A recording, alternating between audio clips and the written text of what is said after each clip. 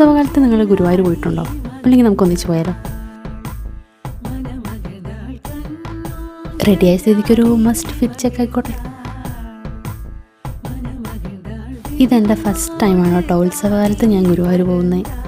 അതുകൊണ്ട് തന്നെ ഇത്രയും ഒരു ഡെക്കറേഷനും ഞാൻ ആദ്യമായിട്ടാണ് കാണുന്നത്. അത്യാവശ്യം തിരക്കുണ്ടായിരുന്നെങ്കിലും നന്നായിട്ട് തന്നെ തൊഴാൻ പറ്റി. പിന്നീട് അവിടെ ഓരോരോ സ്റ്റേജിലായിട്ട് പല പല പ്രോഗ്രാംസ് നടക്കുന്നുണ്ടായിരുന്നു. ഇത് പക്ഷെ ടോട്ടലി അൺഎക്സ്പെക്റ്റഡ് ആയിരുന്നു. ആശാശരത്തിൻ്റെ പ്രോഗ്രാമും കാണാൻ പറ്റി.